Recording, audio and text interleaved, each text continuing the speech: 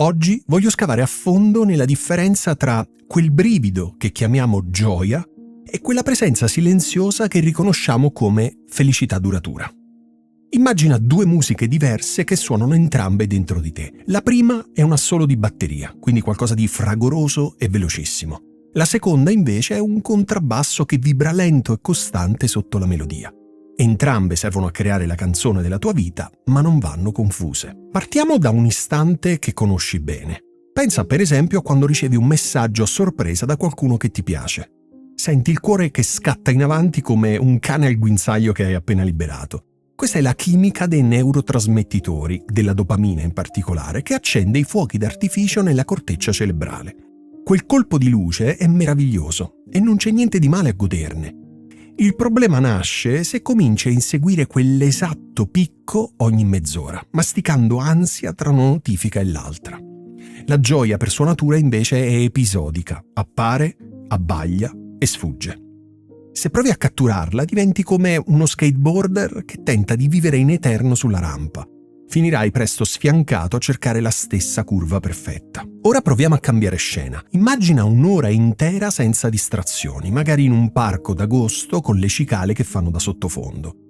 Non succede niente di straordinario, eppure avverti un senso di pienezza che si stende come una coperta leggera su tutto il corpo. Non hai bisogno di condividere quell'attimo per convalidarlo, anzi, se tu potessi vorresti semplicemente prolungarlo. Qui entrano in gioco altri mediatori chimici, la serotonina e l'ossitocina, e soprattutto entrano in gioco i tuoi valori. Sei connesso a ciò che ritieni importante, la salute, la calma e il contatto con la natura. Non stai reagendo a uno stimolo, stai restando con te stesso. È un fuoco che non scoppietta, ma può scaldare per ore. Anni fa ho fatto un esperimento banale, per carità, ma rivelatore. Ho trascorso un weekend intero senza social in una casetta in montagna che mi aveva prestato un amico. La prima sera ho provato la classica irrequietezza da disintossicazione digitale. Mi mancava il lampo di gioia facile dato dallo scroll, quindi non so, la foto buffa, il meme, la battuta dell'amico.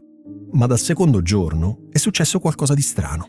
I sensi si sono riallineati e ho sentito di nuovo l'odore del legno appena scaldato dalla stufa, il rumore dell'acqua che bolliva e il battito rallentato del mio stesso cuore mentre leggevo con la luce di una lampada. Nessun picco adrenalinico, eppure mi sentivo pieno di quanto fossi stato nelle settimane precedenti. Quella sensazione al ritorno in città non è svanita del tutto, per fortuna. È rimasta come un fondo di serenità su cui innestare la vita di tutti i giorni. Quella era felicità duratura. Attenzione, non sto demonizzando la gioia, anzi, senza quella scintilla la nostra esistenza perderebbe colore, resterebbe come un film in bianco e nero. Ma la gioia va vissuta come un sorso di spumante. Lo assapori, lo apprezzi e poi lasci che le bollicine pian piano si affievoliscano. Se continui a versarci altro spumante per paura che l'effervescenza svanisca, finirai ubriaco e paradossalmente insensibile al sapore. Come fare però per integrare questi due registri? Ho imparato 3 cose che voglio condividere con te. La prima è coltivare consapevolezza anteriore. Quando arriva un picco, lo riconosco e lo nomino. E penso dentro di me, questo è un momento di gioia. Bastano pochi secondi di presenza per impedirmi di trasformarlo in dipendenza. La seconda è costruire rituali di significato, ovvero piccole azioni che non dipendono da fattori esterni. Nel mio caso, per esempio, una passeggiata serale senza cuffie e senza meta. Nessuno lo applaude, ma ogni passo sedimenta un granello di pace nella memoria del mio corpo. La terza è condividere in profondità. Quando succede qualcosa di bello, non lo condivido online, ma telefono a una persona e glielo racconto a voce. Ritrasformare il lampo in dialogo lo rende parte di un tessuto relazionale e quindi più stabile. C'è però anche un lato oscuro da considerare. La società dei bisogni istantanei, quella nella quale viviamo noi oggi, alimenta l'idea che la nostra gioia sia la misura della nostra riuscita. Quindi, come dire, più colpi di scena, più siamo ok. In realtà, un'esistenza che onora soltanto i picchi diventa come una sorta di un elettrocardiogramma impazzito, con degli alti vertiginosi e poi delle cadute rovinose.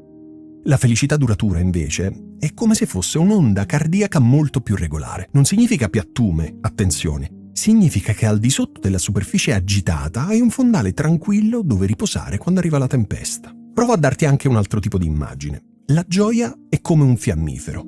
Illumina la stanza in un attimo, ma si consuma in pochi secondi. La felicità invece è una candela fatta di cera robusta. Si accende senza clamore, diffonde una luce tiepida e resta accesa tutta la sera. Se collezioni fiammiferi senza mai lavorare sulla candela, finirai al buio dopo ogni scintilla.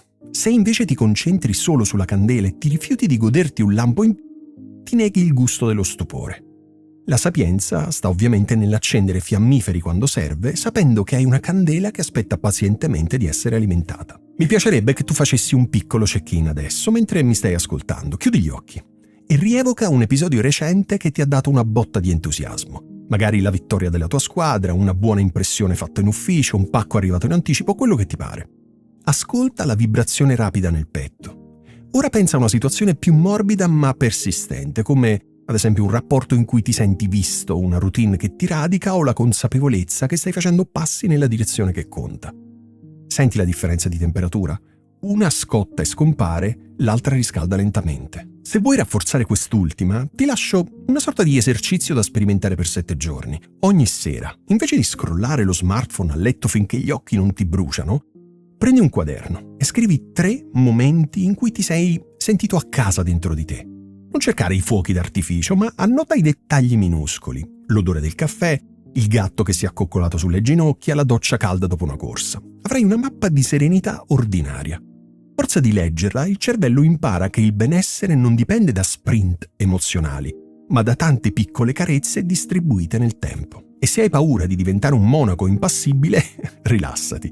Il bello di distinguere la gioia dalla felicità è che puoi gustare entrambe senza confonderle. Concludo con un invito. Nei prossimi giorni prova a celebrare una scintilla di gioia senza cercare di riprodurla e nello stesso tempo dedica almeno 20 minuti a un'azione che alimenta la felicità di base.